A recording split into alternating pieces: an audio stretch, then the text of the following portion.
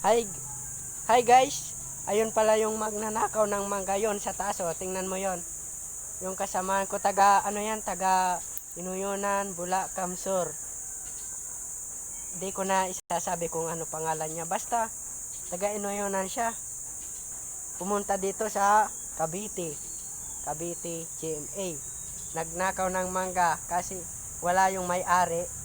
Ngayon, ibababa na yung sako-sakong mangga. Oh, ito na, guys. Hinulog niya na, guys. Tingnan mo, guys. Ninakaw, dami, oh. Dami ng mangga. Ninakaw niya. Tangina mo. Gago.